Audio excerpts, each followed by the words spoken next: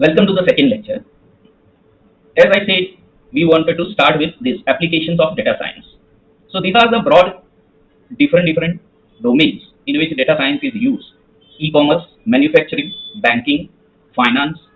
Sometimes these two are collectively called BASS, banking and financial services, transport, healthcare.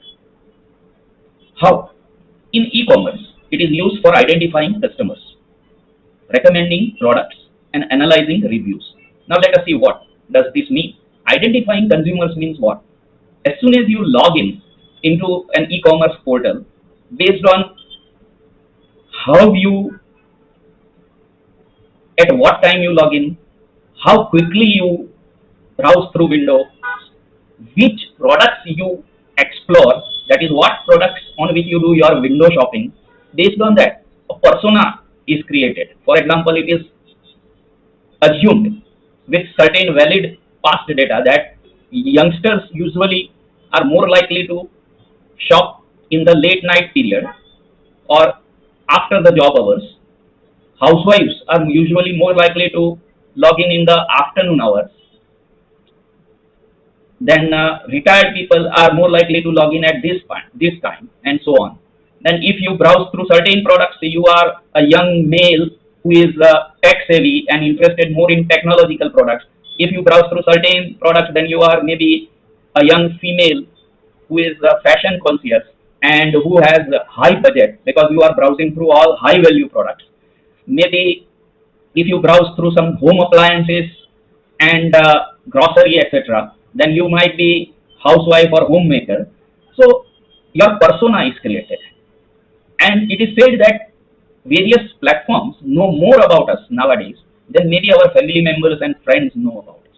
So consumers are identified, and the information about them is continuously refined based on how you click, where you stop, on which window you spend how many seconds, on which product you pause for a second, how you sort your products maybe based on star rating. But another person who is more finance cost conscious, maybe he will sort the product based on cheapest first. One person with more brand conscious may sort the product costliest first, or that is cheapest last. Okay, so that because branded products are usually costlier. Then recommending products. Once your persona is clear, then the platform automatically starts recommending products to you.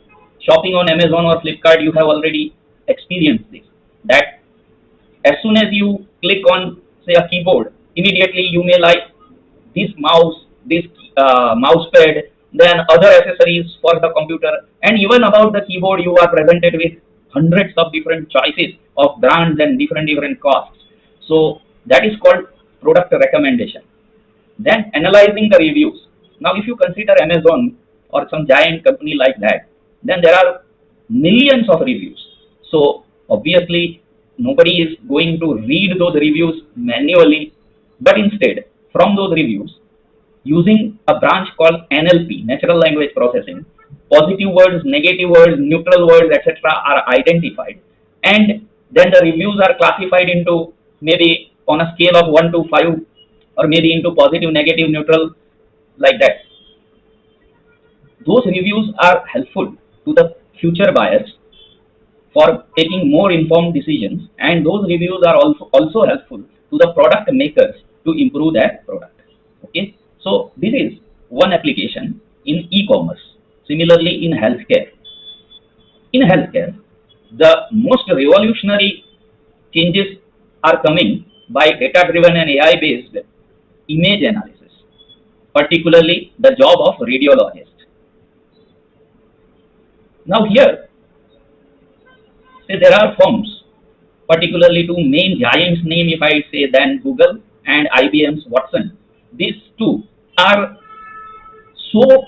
have reached so much technical sophistication that it is said that their diagnosis based on X-ray or MRI images easily beats a person or an expert radiologist with maybe 10 years of experience. The reason is that their algorithms are trained based on the image data and the diagnosis made by thousands of expert radiologists all over world. Then drug discovery. Here, the machine learning and artificial intelligence is really revolutionizing. The drug discovery cycles are usually very long. It takes around 15 years to develop a new drug, new molecule, and to get it approved by regulators and to put it in market.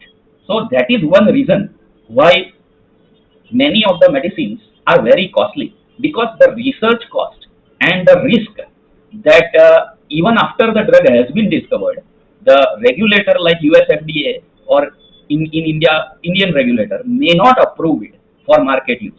In that case, all that millions of dollars are wasted. So companies have to try 100, 150 different molecules.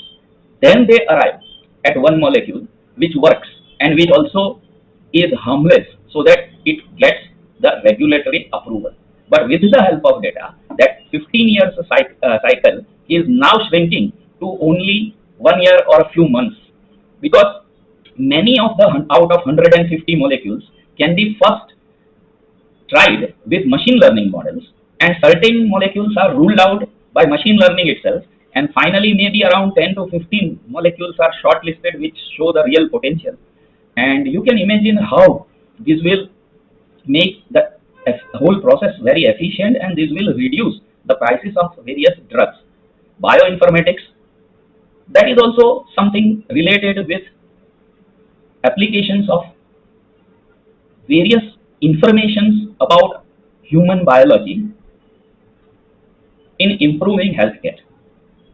For example, in clinical trials, then in real-time healthcare providing, sensors can be attached to heart patients or blood pressure patients or other chronic disease patients, and they can easily send the data to maybe a mobile application or something, and those applications continuously go on monitoring and analyzing that data.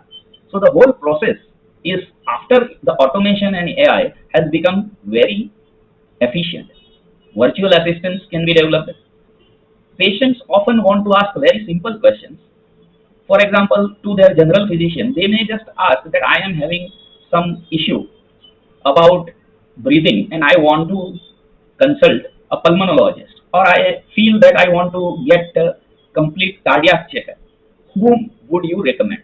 Because there is a lot of trust between the patient and their general physician, and usually people don't go to super specialists directly, but they first approach the general physician. Now with these kind of questions, when general physician is not available, but if he has created virtual assistants with proper data of the super specialist whom that general physician considers in high regards, then the patient can access that information. Sometimes patient just wants to ask another simple question, that you have written this drug on your prescription, but when I went to the pharmacy, the pharmacist says that that drug is not available, but he is suggesting that this alternative drug is there. It is the same molecule. So should I take that? Obviously, pharmacist also knows, but still people will trust their doctor more. So such a simple question. There is no need nowadays for patient to transport to the doctor's clinic and for doctor to devote some of his time to answer that yes, that drug is okay, or no, that drug is not okay. Instead, that drug is this, which is equivalent and which is available in the market. Such jobs can be handled by virtual assistants. Even the entire medical history taking and digitalizing that history, that can be handled by virtual assistants. Okay. Other applications we will take in next lecture. So thank you for this lecture.